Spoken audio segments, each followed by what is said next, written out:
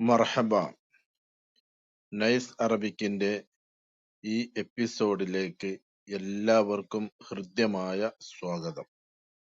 അറബികൾ അവരുടെ സംസാരത്തിൽ ധാരാളം ഉപയോഗിക്കുന്ന ചില പരസ്പര ബഹുമാന സൂചകമായ വാക്കുകൾ, അവയിൽ ചിലതാണ് ഇന്നത്തെ നമ്മുടെ പഠന വിഷയം. ഒന്ന്, അഹ്സൻത്. ഇടയ്ക്കിടെ അറബികൾ സംസാരിക്കുമ്പോൾ പലപ്പോഴും കേൾക്കുന്ന ഒരു വാക്കാണിത്.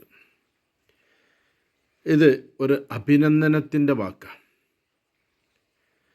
എന്തെങ്കിലും ഒരു കാര്യം ഒരു വ്യക്തി നന്നായി പെർഫോം ചെയ്താൽ, അദ്ദേഹത്തിൻ്റെ ഡ്യൂട്ടി കൃത്യമായി ചെയ്താൽ, ഒരു കൃത്യനിർവഹണം മനോഹരമായി പൂർത്തിയാക്കിയാൽ, ഇങ്ങനെയുള്ള വേളയിലൊക്കെ അവർ ഒരു അഭിനന്ദനത്തിൻ്റെ വാക്കായി പറയുന്ന ഒരു പ്രയോഗമാണ് അഹ്സൻത്.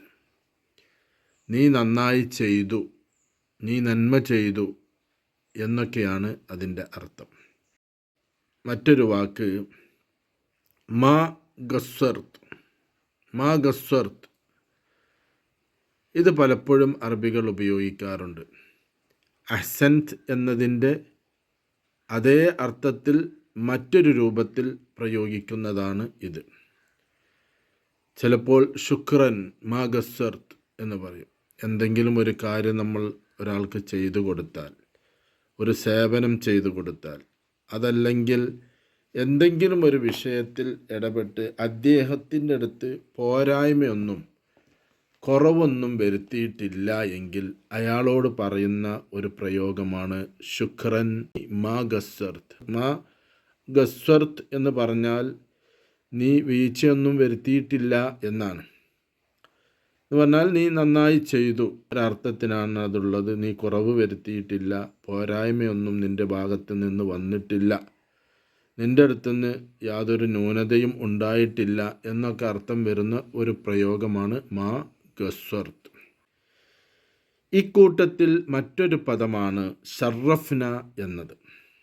തഷറഫ്ന, ഷറഫ്ന എന്നൊക്കെ അറബികളിൽ നിന്ന് ഇടയ്ക്കിടയ്ക്ക് നമ്മൾ കേൾക്കുന്ന ഒരു പദപ്രയോഗമാണ്. താങ്കളുടെ സാന്നിധ്യം ഞങ്ങളെ ധന്യരാക്കി, അങ്ങയുടെ സാന്നിധ്യം കൊണ്ട് ഞങ്ങൾ ശ്രേഷ്ഠതയുള്ളവരായി എന്നാണ് അതിൻ്റെ ഉദ്ദേശ അർത്ഥം. നിങ്ങൾ ഞങ്ങളുടെ കൂടെയുള്ളത് ഞങ്ങൾക്കൊരഭിമാനമാണ് എന്ന് നമ്മൾ സാധാരണ പറയുന്നത് പോലെ, മലയാളത്തിൽ പറയുന്നത് പോലെയുള്ള ഒരു പ്രയോഗമാണത്.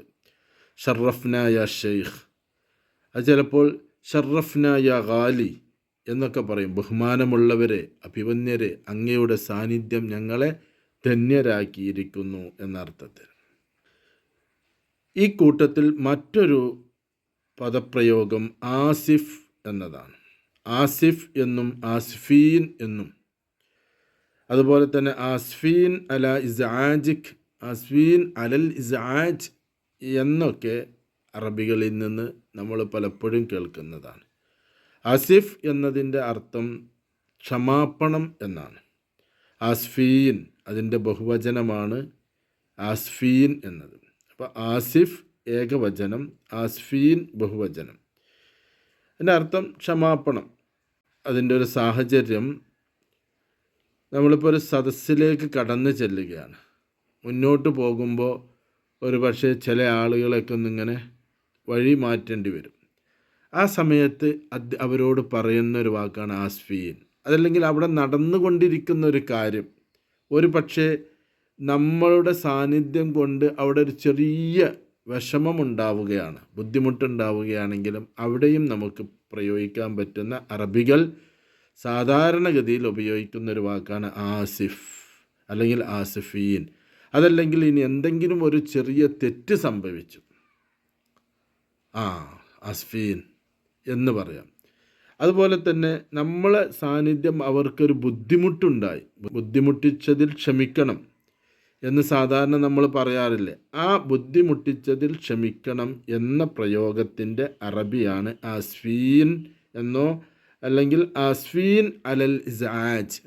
ബുദ്ധിമുട്ടിച്ചതിൽ ക്ഷമിക്കണം എന്ന് തന്നെയാണ് അതിൻ്റെ വാക്കർത്ഥം. അസ്ഫീൻ അലൽ ഇസ്ആജ്, അസ്ഫീൻ അല ഇസ്ആജിക്, ആസിഫ് അല ഇസ്ആജിക്, ഇങ്ങനെയൊക്കെ അറബികൾ ഉപയോഗിക്കാറുണ്ട്. ഇത്രയും വാക്കുകളാണ് ഇന്നത്തെ ഈ എപ്പിസോഡിൽ ഉൾക്കൊള്ളിക്കുന്നത്.